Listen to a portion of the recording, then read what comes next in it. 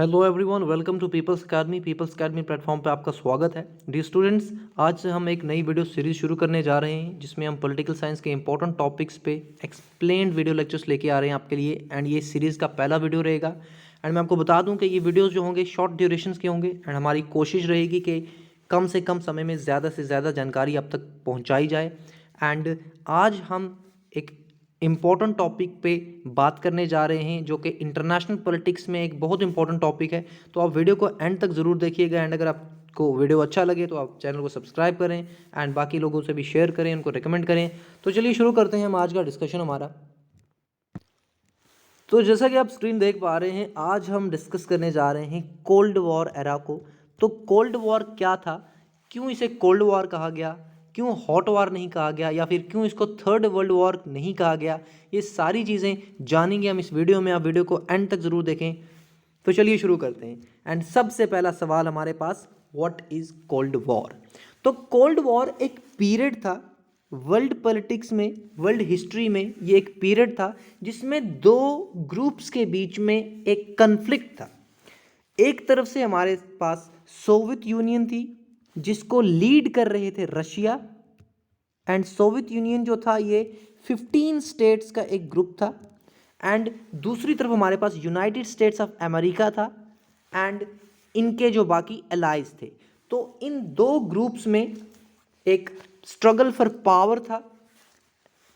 And इसी struggle for power को cold war का नाम दिया गया। अब इसको कोल्ड वॉर इसलिए कहा गया क्योंकि इसमें वेपन्स का यूज़ नहीं हुआ। ये एक ऐसा वॉर था जिसमें वेपन्स यूज़ नहीं हुए।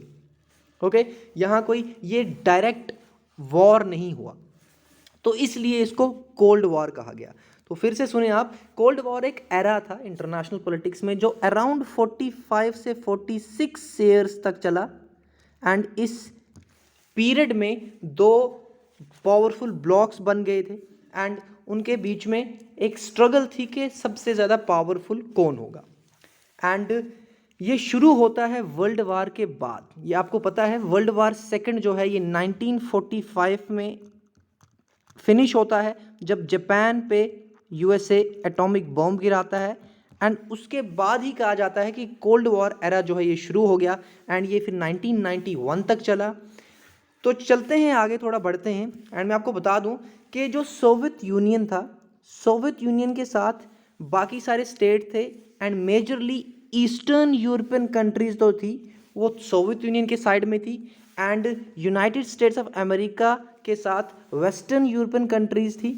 एंड इस तरह से वर्ल्ड जो है दो ब्लॉक्स में डिवाइड हो गया था। World was divided into two powerful blocks. And एक ब्लॉक को कहा गया ईस्टर्न ब्लॉक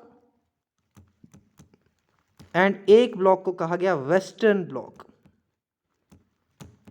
ईस्टर्न ब्लॉक को सोवियत यूनियन एंड मेजरली उसमें हमारे पास रशिया था जो लीड कर रहा था। एंड वेस्टर्न ब्लॉक को यूएसए लीड कर रहा था एंड यूएसए के साथ बाकी सारी कंट्रीज भी थी। तो अब मैंने आपसे थोड़ी देर पहले कहा कि कोल्ड वॉर में कोई वेपन यूज नहीं हुई। It was a war without weapons, without weapons. तो फिर किस तरह से लड़ा गया ये वॉर, तो मैं आपको बता दूं ये एक डिप्लोमेटिक वॉर था। एंड इस डिप्लोमेटिक वॉर में डिफरेंट चीज़ों से दोनों ब्लॉक्स ने कोशिश की कि हम ज़्यादा से ज़्यादा पावरफुल हो जाएं। तो इन ब्लॉक्स ने किया क्या, इन्होंने मिलिट्री अलायंसेस बनाना शुरू किया कि बाकी कंट्रीज़ को भी अपने साथ जोड़ना शुरू किया, उनको अपने मिलिट्री अलायंसेस में रखना शुरू किया। एंड इसके साथ साथ इस कोल्ड वॉर में स्पाइंग का यूज़ हुआ। एक दूसरी कंट्रीज़ में जासूस भेजे जाते थे एंड वो डिफरेंट सीक्रेट इन्फॉर्मेशन जो हैं वो एक दूसरी कंट्रीज़ की अपनी कंट्रीज़ को ला के देते थे। इसी तरह से एक दूसरे के अगेंस्ट प्रोपागंडा चलाया जाता था। एंड इसी तरह से छोटी छोटी जो कंट्रीज़ थी उनको इकोनॉमिक एंड मिलिट्री असिस्टेंस दी जाती थी ताकि वो इनका ब्लॉक ज्वाइन कर लें। जैसे कि यूनाइटेड स्टेट्स ने एक प्लान जारी किया जिसको मार्शल प्लान कहा गया।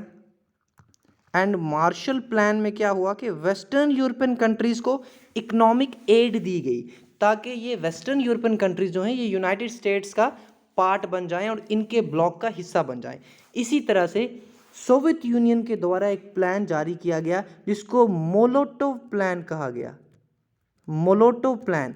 तो इस प्लान के थ्रू ईस्टर्न यूरोपियन कंट्रीज़ को इकोनॉमिक एड दी गई ताकि ईस्टर्न यूरोपियन कंट्रीज़ जो हैं वो सोवियत यूनियन का पार्ट बन जाएं। तो इस तरह से कोशिश दोनों ब्लॉक्स की यही थी कि ज़्यादा से ज़्यादा कंट्रीज़ जो हैं उनके साथ जुड़ें एंड उनका ब्लॉक पावरफुल हो।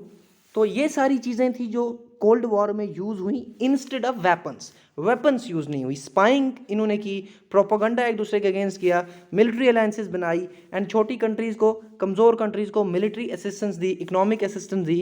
तो इस तरह से ये पीरियड जो 45 ईयर्स तक का था, ये जो स्ट्रगल फॉर पावर थी, ये इसी को नाम दिया गया कोल्ड वॉर। ये जो स्ट्रगल फॉर पावर थी इसी को कोल्ड वॉर नाम दिया गया। ओके, तो यहाँ पे मैं आपको पढ़ के एक बार बताता हूँ। Cold war was a period of geopolitical tension. Geopolitical tension के पावर के लिए कन्फ्लिक्ट था दो डिफरेंट ब्लॉक्स के बीच में। Okay, and between Soviet union and it's satellite states, यानी कि एक तरफ सोवियत यूनियन था एंड उसके जो बाकी स्टेट्स जो सोवियत यूनियन का पार्ट थे, एंड दूसरी तरफ यूनाइटेड स्टेट था एंड इसके एलाइज थे। ओके, तो इन दो के बीच में, इन दो ग्रुप्स के बीच में जो जियोपॉलिटिकल टेंशन शुरू हुई 1945 से एंड जो 1991 तक चली, इसी पीरियड को, इसी कन्फ्लिक्ट को कोल्ड वॉर कहा गया। चलते हैं हम अपने नेक्स्ट स्लाइड पे एंड यहाँ पे आप थोड़ी सी और क्लैरिटी आ जाएगी आपको कि जो दो सुपर पावर्स थे ये दो डिफरेंट आइडियोलॉजीज़ को सपोर्ट कर रहे थे एंड ये कोल्ड वॉर एक आइडियोलॉजिकल वॉर भी था। क्यों? क्योंकि यूएसए जो था वो कैपिटलिस्ट आइडियोलॉजी में बिलीव करता था एंड सोवियत यूनियन जो था अलॉन्ग विद रशिया में हमेशा इसलिए साथ बोल रहा हूँ क्योंकि सोवियत यूनियन का सबसे इंपॉर्टेंट लीडर रशिया था।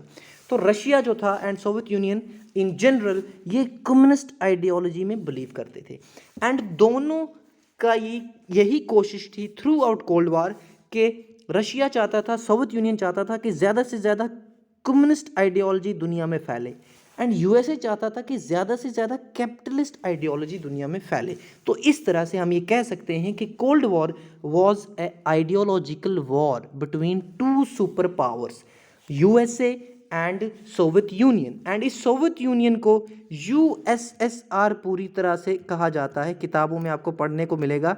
तो इस यूएसएसआर का मीनिंग फुल फॉर्म है union of Soviet socialist Republic, union of Soviet socialist Republic, ये आप याद रखेंगे, सोवियत सोशलिस्ट रिपब्लिक। एंड आगे बढ़ते हैं एंड एक यहाँ पे एक फैक्ट आप याद रखेंगे कि ये जो कोल्ड वॉर टर्म है ये सबसे पहले कॉइन की थी एक अमेरिकन थे जिनका नाम था बर्नार्ड बैरुच। तो इन्होंने ये टर्म कॉइन की। ये क्वेश्चन आ सकता है एग्जाम में ऑब्जेक्टिव या फिर एमसीक्यू के फॉर्म में, तो आप इसको याद रखेंगे। एंड अब यहाँ पे थोड़ा सा मैंने डिफ्रेंशिएट करके इनको रखा है ताकि आपको क्लियरली समझ आ जाए। तो एक तरफ कोल्ड वॉर में यूएसए था, दूसरी तरफ यूएसएसआर था जिसके मेन लीडर रशिया था एंड यूएसए जो था ये कैपिटलिस्ट ब्लॉक कहलाता था क्योंकि यूएसए कैपिटलिस्ट आइडियोलॉजी में बिलीव करता था, कैपिटलिज्म में बिलीव करता था। कैपिटलिज्म एंड कम्युनिज्म पे मैं एक अलग से वीडियो लेके आऊँगा ताकि आपको क्लैरिटी से अलग से समझा सकूँ कि ये दो आइडियोलॉजीज एक्चुअल में किस तरह से काम करती हैं। यहाँ पे सिर्फ आप इतना याद रखेंगे कि यूएसए कैपिटलिस्ट ब्लॉक कहलाता था क्योंकि वो कैपिटलिज्म में बिलीव करते थे एंड यूएसएसआर कम्युनिस्ट ब्लॉक कहलाता था क्योंकि वो कम्युनिस्ट आइडियोलॉजी में बिलीव करते थे। अब यूएसए को वेस्टर्न ब्लॉक भी कहा जाता है क्योंकि जो वेस्ट यूरोपियन कंट्रीज थी वो मेजरली यूएसए का पार्ट थी, यूएसए के ब्लॉक का हिस्सा थी। एंड यूएसएसआर को ईस्टर्न ब्लॉक भी कहा जाता है क्योंकि जो ईस्ट यूरोपियन कंट्रीज थी वो मोस्टली यूएसएसआर के ब्लॉक का हिस्सा थी। एंड यूएसए को फर्स्ट वर्ल्ड कहा जाता है, यूएसएसआर को सेकेंड वर्ल्ड कहा जाता है। एंड इसी तरह से यहाँ पे जो आप नाटो देख रहे हैं, यहाँ पे आप वार्सा पैक्ट देख रहे हैं, ये मिलिट्री अलायंसेस थी। नाटो जो थी ये कैपिटलिस्ट ब्लॉक की मिलिट्री अलायंस थी, यूएसए के द्वारा एंड इनके मेंबर्स के द्वारा बनाई गई एक मिलिट्री अलायंस थी। इसको नाटो नाम दिया गया, नॉर्थ अटलांटिक ट्रीटी ऑर्गेनाइजेशन। इसी तरह से जो यूएसएसआर था इनकी जो मिलिट्री अलायंस थी उसको वार्सा पैक्ट कहा गया। ओके, आई होप यहाँ तक क्लियर है। चलते हैं अपने नेक्स्ट स्लाइड में। एंड अब मैं आपको मैप के थ्रू समझाता हूं कि किस तरह से कहाँ पे क्या था ये कोल्ड वॉर एक्चुअल में। Sorry, just a second. Okay, so ये हमारे पास मैप है एंड यहाँ पे आप फोकस करेंगे, ये जो 4 बॉक्सेस दिए हैं रेक्टेंगल, तो यहाँ पे सबसे पहले आप देखेंगे ये जो येलो में है ये नाटो मेंबर्स हैं। इट मीन्स ये यूएसए का पार्ट है, यूएसए के ब्लॉक का हिस्सा है, जो कैपिटलिस्ट ब्लॉक था, ये कैपिटलिस्ट ब्लॉक का हिस्सा है। ये सारी कंट्रीज जो येलो में दी गई हैं, आपके पास ब्रिटेन है, फ्रांस है, वेस्ट जर्मनी है, इसी तरह से आपके पास स्पेन है एंड इटली है, पुर्तगाल है। ये जितनी भी कंट्रीज थी जो येलो में है, जैसे कि नॉर्वे है, ये सारी कैपिटलिस्ट ब्लॉक का हिस्सा थी, कैपिटलिस्ट ब्लॉक के मेंबर्स थे एंड इनको नाटो मेंबर्स भी कहा जाता है क्योंकि कैपिटलिस्ट ब्लॉक का ही मिलिट्री अलायंस जो था वो नाटो था। क्लियर। एंड दूसरी तरफ हमारे पास जो ये ग्रीन में जो आपके पास यहाँ पे रेड में दिख रहा है, ये रेड में जो है ये यूएसएसआर है, ठीक है, Warsaw pact members. And Warsaw pact मैंने आपको बताया यूएसएसआर का मिलिट्री अलायंस था। It means Warsaw pact USSR का मिलिट्री अलायंस था, तो वार्सा पैक्ट के मेंबर्स यूएसएसआर के मेंबर्स हैं एंड नाटो जो था वो यूएसए का मिलिट्री ब्लॉक था, यूएसए के द्वारा बनाया गया मिलिट्री ब्लॉक था जो कि एक मिलिट्री अलायंस थी। एंड इस तरह से नाटो मेंबर्स जो हैं यहाँ पे आप येलो में देख पा रहे हैं एंड वार्सा पैक्ट मेंबर्स जो आप रेड में देख पा रहे हैं, ठीक है। तो इस तरह से वर्ल्ड डिवाइड हो गया है 2 हिस्सों में। एक तरफ हमारे पास ये वेस्टर्न ब्लॉक है जिसको कैपिटलिस्ट ब्लॉक की भी कहा गया एंड दूसरी तरफ ये ईस्टर्न ब्लॉक है जिसको कम्युनिस्ट ब्लॉक भी कहा गया। ये ईस्टर्न ब्लॉक या फिर कम्युनिस्ट ब्लॉक, इसको यूएसएसआर लीड कर रहा था एंड मेजरली यूएसएसआर में कौन था? रशिया, मेजरली रशिया था यूएसएसआर में। एंड ये वेस्टर्न ब्लॉक जो है जिसको कैपिटलिस्ट ब्लॉक भी कहा गया, इसको मेजरली लीड कर रहा था यूएसए, ठीक है। तो इस तरह से जो वर्ल्ड है वो 2 पावर ब्लॉक्स में डिवाइड हो गया था एंड इनके बीच में स्ट्रगल किस बात पे थी? पावर के लिए, कि कौन सबसे ज़्यादा पावरफुल होगा वर्ल्ड में। एंड ये दोनों ब्लॉक्स कर क्या रहे थे? आइडियोलॉजीज को स्प्रेड करने की कोशिश कर रहे थे। यूएसए चाहता था कि कैपिटलिस्ट आइडियोलॉजी फैल जाए एंड यूएसएसआर चाहता था कि कम्युनिस्ट आइडियोलॉजी फैल जाए वर्ल्ड में। Okay, I hope this is clear. चलते हैं हम अगले स्लाइड पे। अब यहाँ पे क्या है कि कुछ स्टेटमेंट्स हैं जो बहुत इंपॉर्टेंट हैं कंप्यूटर एग्जाम्स के पर्सपेक्टिव से भी एंड बाकी एग्जाम्स के पर्सपेक्टिव से भी। तो जवाहरलाल नेहरू ने एक कमेंट किया है कोल्ड वॉर पे एंड इन्होंने कहा है it was a brain war, a nerve war and A propaganda war. तो क्योंकि मैंने आपको बताया कोल्ड वॉर में कोई डायरेक्ट वेपन्स यूज नहीं हुई थी, इसमें यूज किया हुआ था दिमाग, ठीक है।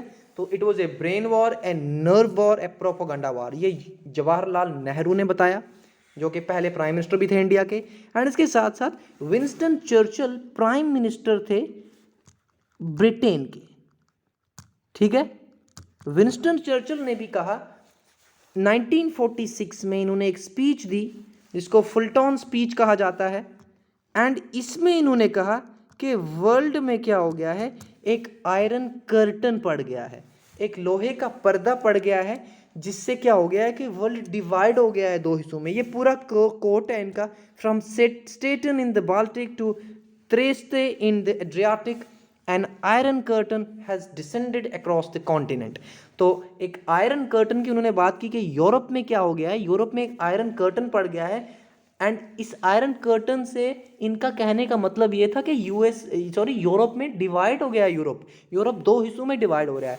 एक तरफ से हमारे पास यूएसए है जो कि वेस्टर्न यूरोप में जिसका इन्फ्लुएंस है एंड दूसरी तरफ यूएसएसआर है जिसका इन्फ्लुएंस ईस्टर्न यूरोप में है and eastern European countries and western European countries में डिवीजन हो गया है। Eastern European countries communist bloc कहलाई जा रही हैं अब and western European countries capitalist block का हिस्सा हैं। तो इस तरह से वर्ल्ड जो है, स्पेशली यूरोप जो है, वो 2 हिस्सों में डिवाइड हो गया है, 2 ब्लॉक्स में डिवाइड हो गया है एंड इसी को इन्होंने आयरन कर्टन का नाम दिया। तो ये बहुत इंपॉर्टेंट है, आप याद रखेंगे, ये क्वेश्चन काफ़ी बार आ चुका है कंप्यूटर एग्जाम्स में। आगे चलते हैं।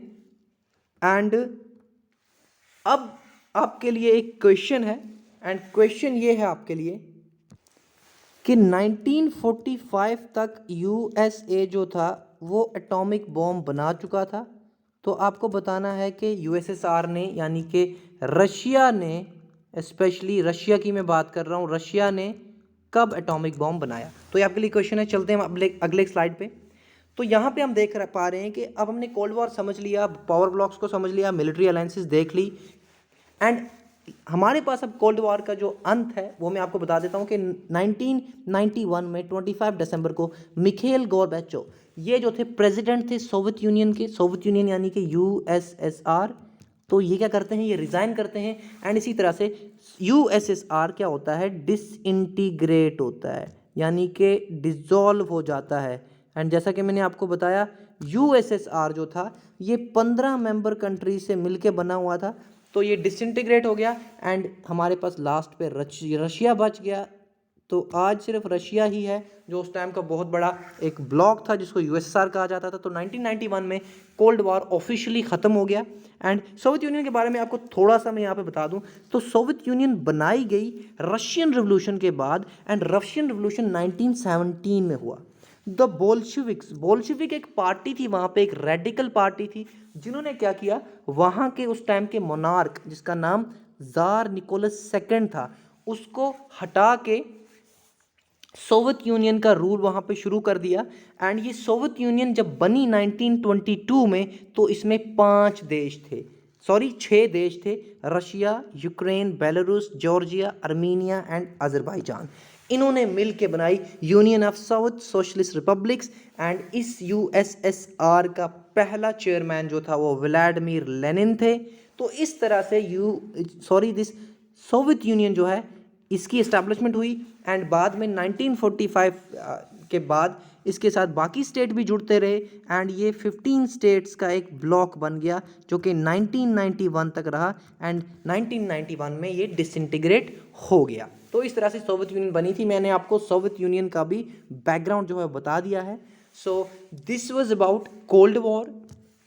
आगे जाके नेक्स्ट वीडियो में हम इसके कॉजेज़ पे बात करेंगे, हम नॉन अलाइनमेंट मोमेंट पे बात करेंगे, एंड हम बाकी इंपॉर्टेंट चीज़ें, नेटो है, जैसे वार्सा पैक्ट है, इन पे इंडिविजुअली हम डिफरेंट स्लाइड्स में इनको डिस्कस करेंगे। ये सिर्फ एक इंट्रोडक्शन था कोल्ड वॉर का। आई होप आपको अच्छा लगा होगा, एंड अच्छा लगा है तो चैनल को सब्सक्राइब कर दें एंड बाकियों से शेयर कर दें। Thank you so much for watching people's academy. मिलते हैं हम अपने नेक्स्ट वीडियो में। Till then good night and have a nice day, क्योंकि आधी रात है एंड मैं वीडियो रिकॉर्ड कर रहा हूँ। So thank you so much for watching people's academy.